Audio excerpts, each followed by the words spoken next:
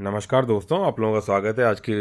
Video में। जैसा कि डिस्क्लेमर रहता है, the information provide on this channel is for the education and information purposes only. It is not considered to be an advice और recommendation of any kind whatsoever. Investment in stock market is subject to market risk. I am not a SEBI registered advisor. Kindly do your own research and consult your financial advisor before investing. The views shared in this video are the for the educational purposes only. Please do not take any recommendation from this video. ठीक है, तो ये आपको अपनी study खुद से करनी चाहिए, क्योंकि जब खुद से चीज़ें करोगे तभी चीज़ें मतलब बनती हैं। उससे पहले मैं आपको थोड़ा सा इधर मैं बता देना चाहता हूँ, ये हमारा एक फ्री कह सकते, सॉरी ये नहीं, मैं थोड़ा सा इसको हटा देता हूँ। यहाँ पे देखेंगे ये फोकसिंग फ्यूचर करके जो मेरा पहला चैनल था, वहाँ पे भी डिमोनेटाइज हो रखा है। मई में अप्लाई करेंगे, तो उसके बेसिस पे कि ये हमने अपना चैनल बनाया था, सॉरी व्हाट्सएप ग्रुप था, ओपन ग्रुप है, और सभी लोग यहाँ पे डिस्कशन करते रहते हैं और काफ़ी चीज़ें अपडेट हो जाती हैं और ओपनली बहुत कुछ सीखने को मिलता है। तो हालांकि दिक्कत यहाँ पे ये है कि आपको एफर्ट्स थोड़े लगाने पड़ते हैं, क्योंकि जैसे अब इतने सारे मैसेजेस हैं तो मैं इन्हें एकदम से ट्रैक नहीं कर सकता हूँ, तो बाद में देखूंगा, लेकिन मैं देखता हूँ, कोशिश रहती है मैं ज़्यादातर को मैं देख लेता हूँ और वहाँ से बहुत कुछ मुझे मिलता है, सीखने को मिलता है। तो अगर आप जो है कि ग्रुप में, क्योंकि आपको देखो दिक्कत तो होगी, तो नोटिफिकेशन बेल को ऑफ कर सकते हो। इसका लिंक मैंने वीडियो के डिस्क्रिप्शन में दे रखा है, वहाँ से आप इसे ज्वाइन कर सकते हो। और करीबन 460 के या समथिंग कुछ लोग जुड़े हुए हैं, आते रहते हैं, कुछ लोग निकलते भी हैं, क्योंकि हर एक के अपने अपने तरीके के एफर्ट्स होते हैं। तो मेरा मानना तो ये है कि अगर नोटिफिकेशन बेल को ऑफ करके और इसमें बने रहते हैं तो उससे कोई परेशानी नहीं होती। हाँ, यस ये है कि क्लियर चैट कर देंगे तो उससे आपका फ़ोन भी हैंग नहीं होगा और मैसेजेस जो हैं वो आप अपना जब आपको समय मिले तो चीज़ें देख सकते हो। क्योंकि काफ़ी सबसे बड़ी बात है कि एक प्लेटफॉर्म जहाँ पे ओपनली सब बंदे एक फील्ड से जो इंटरेस्टेड हैं, अपने इन्वेस्टिंग को लेके, स्टॉक मार्केट को लेके, म्यूचुअल फंड्स को लेके, या कोई भी इस तरह से फाइनेंशियल फ्रीडम के पाथ को अचीव करने के लिए क्या किया चीज़ें जो है हर एक बंदा अपनी मत कहता है, या कहीं से कोई उसने नॉलेज गेन की तो वो शेयर करता है। तो इन सब जगहों पे आप, क्योंकि देना तो पड़ेगा, आपको एफर्ट्स तो लगाने पड़ेंगे। तो जब इस तरह के एफर्ट्स बनते हैं, एक कम्युनिटी बनती है, एक मत के लोग इकट्ठे होते हैं, तो कुछ ना कुछ बढ़िया निकल के आता है, ऐसा मेरा मानना है। तो ये आपके ऊपर है कि आप इसमें ज्वाइन करना चाहें। कहीं कोई चार्जेस नहीं, कहीं कोई फीस नहीं, कहीं कुछ नहीं है, तो ये एक ओपनली ग्रुप है। आगे सोचेंगे कि इस कम्युनिटी अपनी जो है बन रही है, तो वो आगे हम लोग किस तरह से एक दूसरे की हेल्प करते हुए फाइनेंशियल फ्रीडम के पाथ को अचीव करें। एक चीज़। दूसरी चीज़ कि मार्केट में थोड़ा सा बाउंस बैक दिख रहा है आपको, कि भाई चीज़ें अभी कुछ समय से मतलब अभी गिरावट के बाद भी जो चीज़ें धीरे धीरे थोड़ी सी इंप्रूव होने लगी। क्या ये बाउंस बैक है या फेक वो है, या भी मार्केट में और गिरावट बाकी है? क्योंकि कभी भी मार्केट सीधे सीधे ना तो गिरता है ना सीधे सीधे ऊपर उठता है। तो मैंने आपको हमेशा अपने वीडियोज़ में या चीज़ों में मैंने अपनी स्ट्रेटेजी को बताया, जिसको हो सकता है आप अपने हिसाब से एनालिसिस करें कि क्या करना है। तो मैंने आपको हमेशा बोला कि मार्केट को टाइम करने की ज़रूरत नहीं है। आपकी अपनी जो मेन कुछ अपनी एक इनकम होगी, उस इनकम के तहत आपको आगे बढ़ना है, और आपको एक तरह से एसआईपी मोड में इन्वेस्टिंग करनी है, जिसमें आपको ये ध्यान देना है कि भाई अगर मैं 20,000 रुपये की इन्वेस्टिंग करता हूँ सेफली,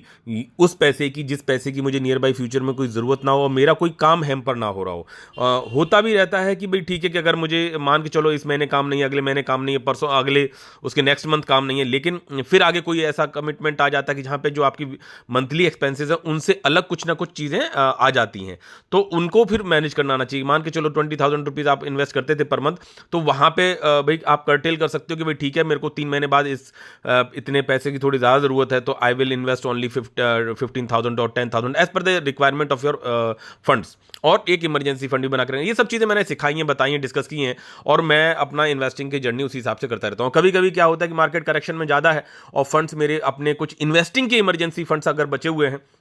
तो कभी चीज़ें थोड़ी ज़्यादा लग जाती हैं, टाइम नहीं करते हैं, तो एवरेज इन्वेस्टिंग तो मेरी लगभग उसी हिसाब से रहती है। आज की बात करेंगे तो पोर्टफोलियो को अभी दिखा रहा हूं तब तक जब तक कि ऐसा ना हो कि भाई अगर पता रेस्ट्रिक्शंस हैं कितने हैं उसका मुझे थोड़ा सा आइडिया कम लग रहा है, अभी तो समझ में नहीं आ रहा है, तो इसलिए दिखा रहा हूं, क्योंकि और भी लोग कुछ लोग दिखा रहे हैं, तो इसलिए आप लोगों के समक्ष ये लेके आया हूँ। टच करके आप जो है ना थोड़ा स्क्रॉल डाउन करोगे ना, ऐसे थोड़ा सा स्क्राइब नीचे से करोगे तो आपको फुल स्क्रीन दिख जाएगी। और आज आप देखेंगे कि पॉजिटिविटी के बाद में 1.5% के आसपास की पॉजिटिविटी पोर्टफोलियो में दिख रही है, और 60,700 की यहाँ पे पॉजिटिव रिटर्न्स हैं और पोर्टफोलियो 41,50,000 के करीब पहुंच गया। यही पोर्टफोलियो मैंने 52 प्लस पे देखा है और वहां से अभी मतलब देख सकते हो आप कितना कम है चीज़ें। लेकिन मेरा इन्वेस्टिंग जब हाई था तब भी था, गिरावट है तब भी है, और टाइम नहीं करता हूँ, धीरे धीरे करके चीज़ों को डालता रहता हूँ। इसका मतलब ये नहीं कि मैं हमेशा हर तरह से सही हूँ, गलतियाँ मुझसे भी होती हैं, हुई भी हैं, बट मैंने कैलकुलेटेड रिस्क के हिसाब से अप्रोच करना मार्केट में, वो आप लोगों के समक्ष चीज़ों को लाया हूं जो कि मैं अपने लिए करता हूं। तो ये सब चीज़ें हैं। तो वहाँ देख सकते हो वीबीएल में गिरावट है, तो आप देख सकते हो कि इतना बड़ी इन्वेस्टिंग, बड़ा रिटर्न, उसके बाद इसमें इतनी गिरावट है, तब भी पोर्टफोलियो में छोटी सी पॉजिटिविटी, यानी दूसरी कंपनियों ने साथ दिया, जिसमें स्काई गोल्ड देख सकते हो थोड़ा यहाँ पे एक पॉजिटिव रिटर्न आपको दिखाई पड़ रहा है। डी दे प्लास्टिक है, E2E है, आइसमेक है, DCI इन्फोटेक है, एक्सिकॉन में पॉजिटिविटी है, केन्स में है, CSL। तो ये सब कुछ कंपनीज हैं जिनमें आपको पॉजिटिव, अभी देख सकते हो जैगल में इन्वेस्टमेंट बड़ी हो गई। तो ये ड्रीम प्रोजेक्ट रहता है दिमाग में कि भाई कंपनी पढ़ ली, समझ ली, जान ली। पहले तो बहुत सारे शेयर्स होते थे तो सबको लेके तो नहीं चल सकते थे, तो और मैंने वो भी पर्पस बताया था आपको कि मैंने इतने सारे शेयर्स किए क्यों थे, क्यों मैं उनमें, फिर उसके बाद मैंने एवरेजिंग करने की कोशिश की और धीरे धीरे धीरे करके गलत कंपनियां भी आई तो उनमें से कुछ निकाली भी हैं। आज भी हो सकता है एक दो कुछ कंपनीज गलत हो, लेकिन अब पोर्टफोलियो को मैंने प्रिसाइज करके फोकस बनाने की तरफ कोशिश रही, और धीरे धीरे करके देख सकते हो अच्छी कंपनीज में जब जब मौका मिलता है, क्योंकि हर कंपनी मौका देती है, और चाहे वो कितनी भी हाई चली जाए, लेकिन उसकी वैल्यूएशन जब नीचे आती है, मान के चलो अच्छी कंपनी है, 100 रुपये पे प्राइस चल रहा है उसका, आप कहोगे सर ये महंगी है, बिकॉज ये मान के चलो 50 रुपये से चालू हुई थी और 100 रुपीज़ चलेगी, तो गई, या तो भगाई गई है, या वो उसकी वैल्यूएशन वाइज, वो अगर भगाई गई है तो वैल्यूएशन हाई हो जाएंगी, तो हाई हो गई वो, यानी वो डिजर्व नहीं कर रहा 100 रुपीज़, 50 से 60 डिजर्व कर रहा था जिस हिसाब से उसके रिटर्न्स एंड प्रॉफिट्स और जो फ्यूचर कॉन कॉल है। लेकिन ड्यू टू मार्केट सेंटीमेंट्स हम लोग नहीं समझते रिटेल इन्वेस्टर्स, तो वो हाइप कर दिया गया तो 100 रुपीज़ में तब हम लोग बाय करने आ गए, यार देखो 1 साल में पैसा डबल हो गया इसमें, हम आ गए, हमें नहीं पता कि भाई वो इसकी वैल्यूएशन क्या बन रही है, क्या फ्यूचर है, किस तरह से। तो उन सब चीज़ों से कैसे लड़ना है वो मैंने आपको अपनी बाइंग जर्नी में चीज़ों को दिखाया, किस किस तरह से चला है। और मैं ये नहीं कह रहा कि 100% जो है वो बाइंग स्ट्रेटेजी काम की, उसमें इंप्रूवमेंट करता रहता हूँ, देखता रहता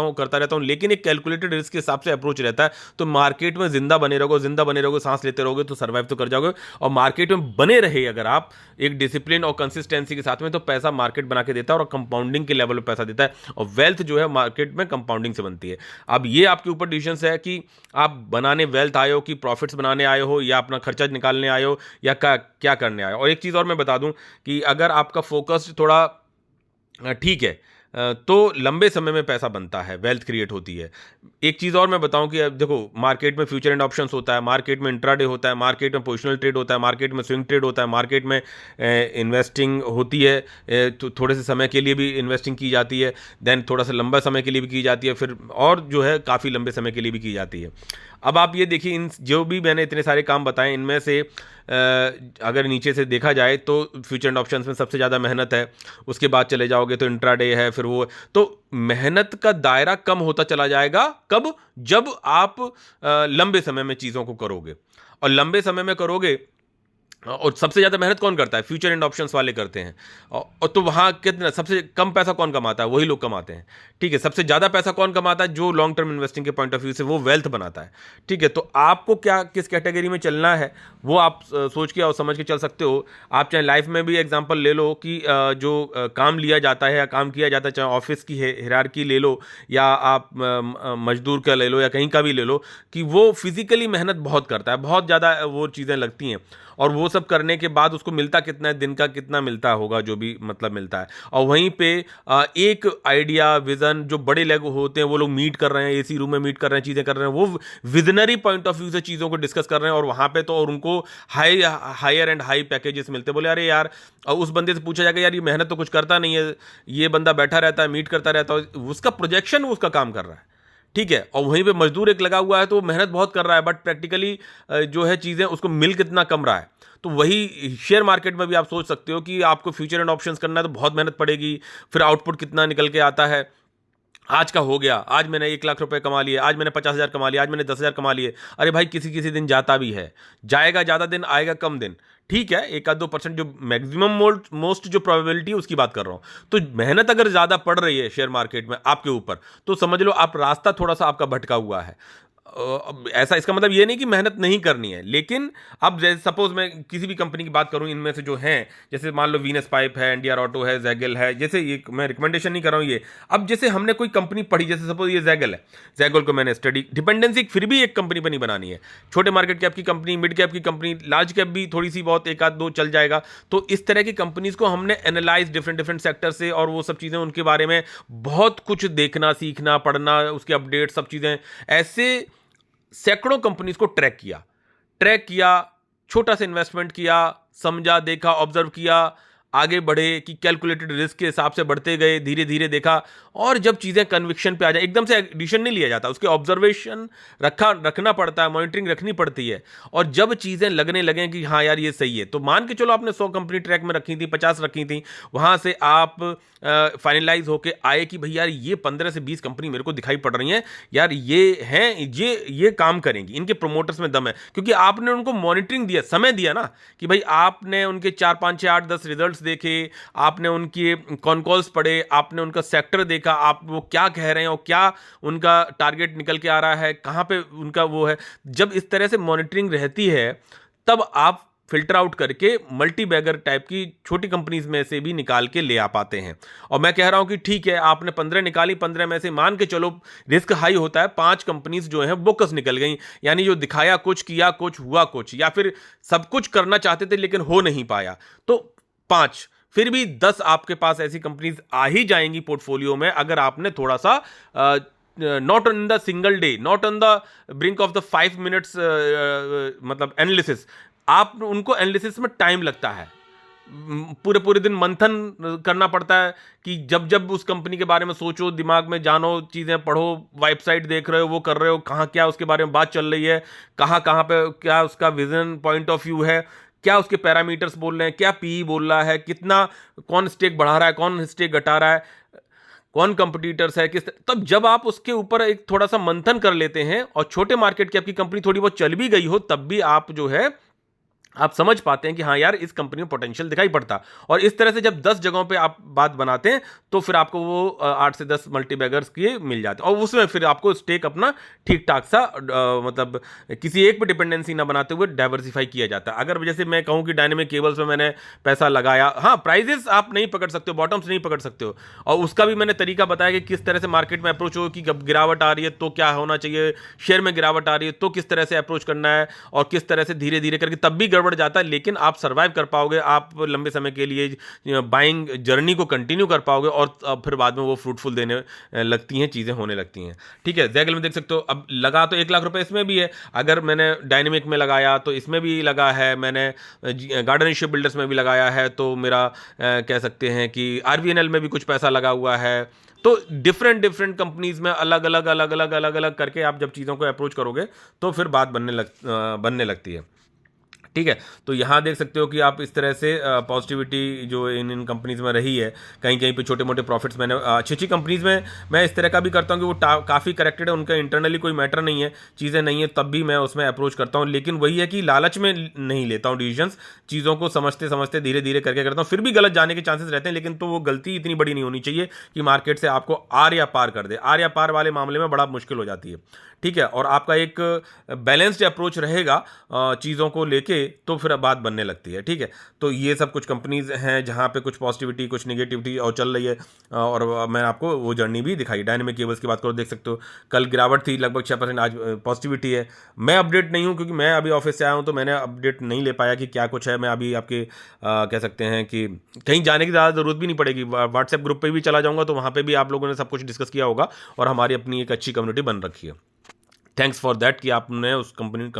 उस प्लेटफॉर्म को जिंदा रखा है और चीज़ों को फ्रूटफुल बनाए हुए हैं। ठीक है, तो ये सब चीज़ें हैं। और यहाँ देख सकते हो वॉरी में कौन टिकता, अगर हम बॉटम्स को फाइंड आउट करने की कोशिश करते तो कोई टिकता क्या ना। मैंने आपको इसकी इन्वेस्टिंग जर्नी पूरी दिखाई हुई है। 1,05,000 रुपये लगे हुए हैं कंपनी में, और अभी भी लगभग 22% के नेगेटिव में हूँ टोटल ऑल इन ऑल की बात करूँ। और आप अगर जर्नी देखोगे तो ऐसे मतलब ये एक तरीका आप अप्रोच रखोगे तभी सर्वाइव कर पाओगे मार्केट में, नहीं तो जिस तरह का इसमें पंप एंड डंप आया है, भले ही अच्छी कंपनी हो लेकिन जिस तरह का पंप एंड डंप है, कौन रिटेल इन्वेस्टर टिक पाएगा अगर वो लालच में चलता है यार ठीक है अब ये करेक्ट हो चुका है, 2300 से शेयर जो है अभी देख सकते हो 800 के आसपास ट्रेड कर रहा है, और यहाँ पे मैं तो 1700 के आसपास से इसमें स्टार्ट किया था, यानी उससे पहले भी मैंने किया था और वहाँ से मेरे मल्टी बैगर रिटर्न्स बन गए थे, लेकिन quantity is very less. Company को बड़ा समझा, लगा कि हाँ भाई कंपनी बढ़िया है। कहाँ बनेगा प्राइस इसका एग्जैक्टली ठीक वाला पी, वो मुझे नहीं पता, बट आफ्टर द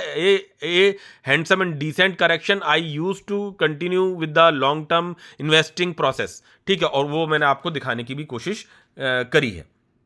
ठीक है। तो ये चीज़ें बस कंपनी आपकी सही होनी चाहिए, इस तरह से आपका अप्रोच आगे बढ़ने के लिए होना चाहिए, और लंबे समय में चीज़ें बनने लगती हैं, आप चाहें जैसा भी मतलब वो कर रहे हो। तो यहाँ पे तो ये बात हो गई, ठीक है।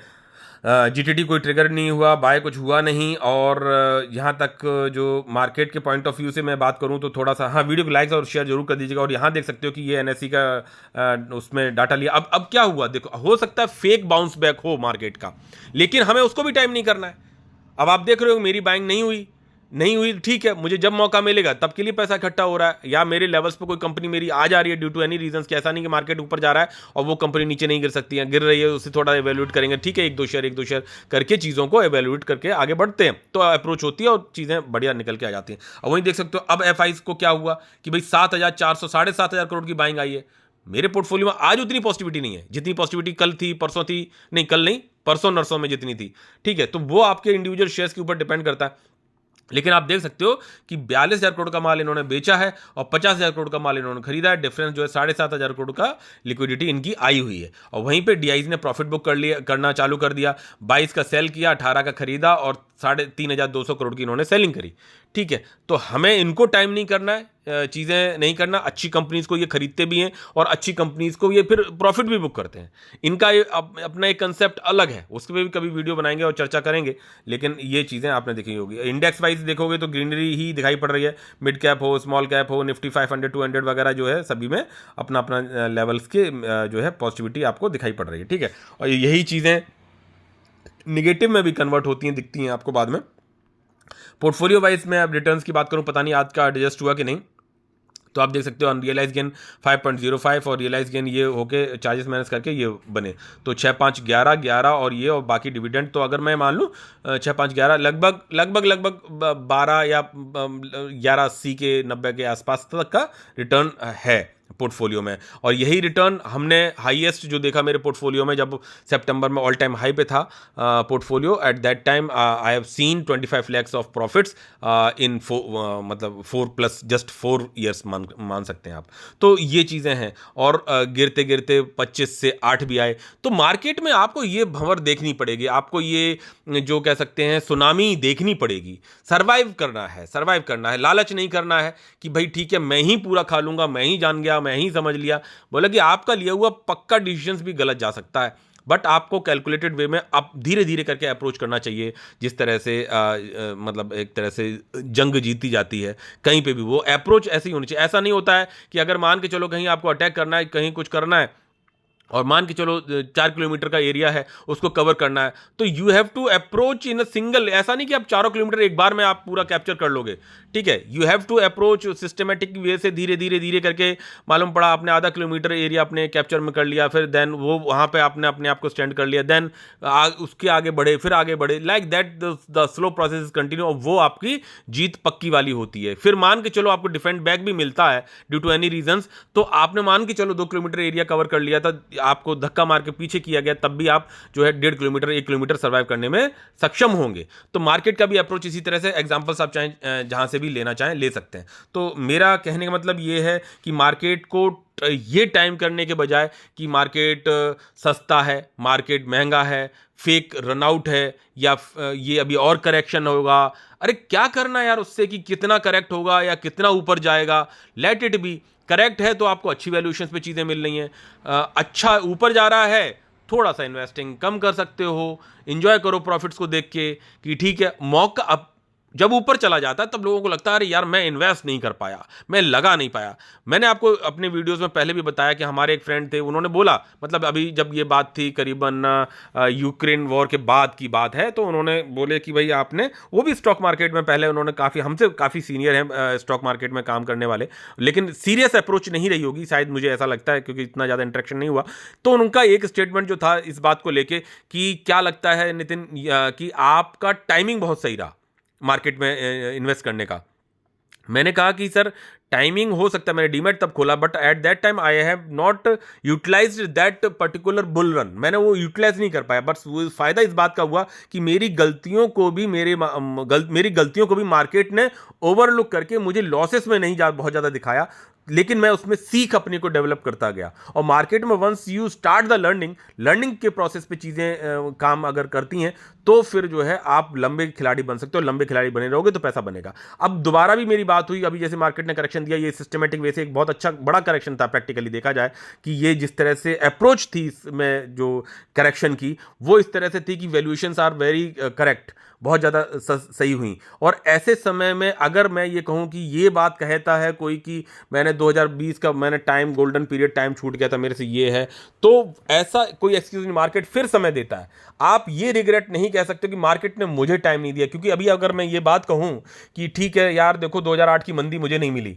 ठीक है 2008 की मंदी नहीं मिली मुझे, आगे के जो और तो मार्केट ने बार बार दिखाए हैं, जगह आपको दिखाई है, चांसेस आपको दिए हैं कि ठीक है जो इन्वेस्ट नहीं कर पाए उनको ये लो मौका, उनको ये लो मौका, और जो नए अभी मान के चलो जो कमिंग जनरेशन है मार्केट में, क्या वो बड़ी वेल्थ क्रिएट नहीं कर पाएंगी, उनसे भी ज़्यादा बड़ी वेल्थ क्रिएट कर लेंगे जो उनसे सीनियर बैठे हुए हैं मार्केट में, बशर्ते सीनियरिटी इस बात पे होती कि आपने लर्निंग पे कितने एफर्ट्स डालें। तो बात यही है, अभी जब गिरावट के मार्केट में किसकी ताकत, अब उनकी ताकत, अब दोबारा मौका मिल रहा था तो लोग नहीं, जबकि जो ढिंडोरा पीट रही थी अब की बार मौका दे देगा ना तो मैं उठा के पूरा सब लगा दूंगा, ठीक है। लेकिन जब गिरने की नौबत आती है तो अच्छों की जो मार्केट में सीनियर लोग बचे हुए तो फिर भी वो सोच के चलते हैं अरे यार पता नहीं कहाँ तक जाएगा, कहाँ तक जाएगा, क्या क्या करें, क्या क्या करें, ठीक है। हमको भी खराब लगता है कि भाई ठीक है कहाँ 52 लाख का प्रॉफिट कह सकते हैं पोर्टफोलियो, और वो मुझे 38 तक में भी देखना पड़ा, ठीक है।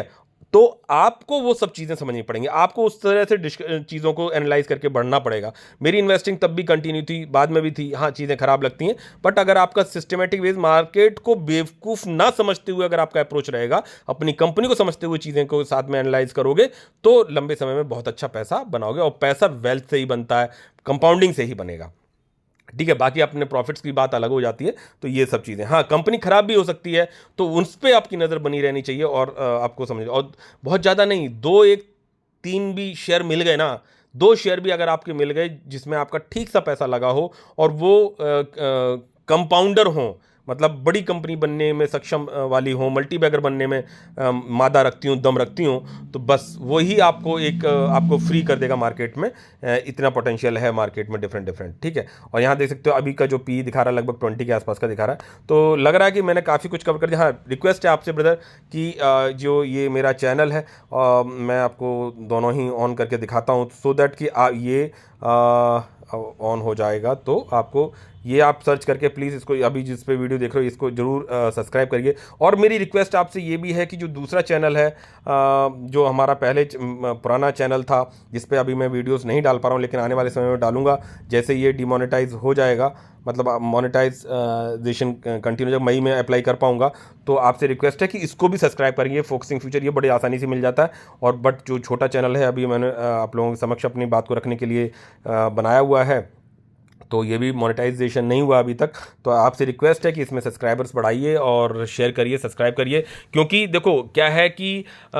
हम अगर मान के चलो मैं कुछ अपनी स्टडी कर रहा हूँ, कुछ अपने लिए कर रहा हूँ, और अगर वो फ्री ऑफ कॉस्ट चीज़ें मतलब मैं डिस्कस करता हूँ तो वो ज़्यादा से ज़्यादा लोगों के लिए फ्रूटफुल रहेंगी, तो that will definitely give a positive boost up and feedback in the individual. मैं अपनी बात कर रहा हूँ, तो वो मुझे प्रेरित करेगी कि मैं कैसे बढ़िया गोल्डन थिंकिंग्स जो मुझे लेके हैं मार्केट को लेके या फाइनेंशियल फ्रीडम की पाथ को लेके, पता नहीं कितनी सही है गलत है, बट वो अपने efforts maximum to maximum efforts आप लोगों के समक्ष में शेयर करने की कोशिश रखूंगा। तो प्लीज़ सपोर्ट ज़रूर करिएगा। मैं रिक्वेस्ट करता हूं कि आप जो सैटरडे संडे आ रहा है, प्लीज़ आप लोग थोड़ा इसमें एफर्ट्स डालिए, इसमें व्यूज़ बढ़ाइए, थोड़ा सा चैनल वीडियोस को बार बार देखिए, सो दैट की वॉच टाइम और ये सब तो हो जाएगा। तो उससे फ़ायदा ये है कि at least we should able to communicate and एक दूसरे से बात कर सकते हैं। और रिक्वेस्ट है, यहाँ पे जैसे आप जाएंगे वीडियोस में, जैसे जाते हैं तो वीडियोस में जो इसका डिस्क्रिप्शन है, अगर मैं यहाँ पे जैसे जाऊँ तो ये देख सकते हो डिस्क्रिप्शन। आप यूट्यूब के थ्रू जब जाएंगे ना, तो ये जो डिस्क्रिप्शन है, इस डिस्क्रिप्शन में जाएंगे तो ये जो है व्हाट्सएप का मेरा लिंक दे रखा है, इसमें आप रिक्वेस्ट डाल देंगे तो you will come to on that particular WhatsApp group, जो कि काफ़ी ठीक लगता है। लोग निकल के भी जा रहे हैं, पेशेंस नहीं है, क्योंकि बहुत सारे ज़रूरी नहीं है, देखो आप नहीं भी पढ़ पा रहे हो, बने रहने में बहुत फ़ायदा है, क्योंकि आने वाले समय में मुझे लगता है कि that will do wonders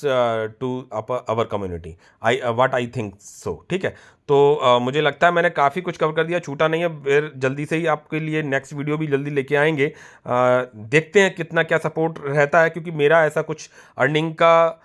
YouTube से या इनसे मेरा नहीं रहा है, ना ही मैंने कहीं मेंबरशिप ऑन करी, ना ही मैंने कभी कोई कोर्स बेचा, ना ही मैं बहुत छोटा सा मतलब लर्नर हूँ मार्केट के लिए, और अपनी बातों को आपके समक्ष रखता हूँ। तो रिक्वेस्ट आपसे है कि सपोर्ट ज़रूर करिएगा। डिफरेंट जगहों से आप लोगों के लिए जो भी पॉजिटिविटी की चीज़ें ला सकता हूँ लाऊंगा। जिस तरह का सपोर्ट आपका बना रहेगा, उस तरह के मेरे एफर्ट्स आप लोगों के समक्ष बने रहेंगे। तो प्लीज़ जो है,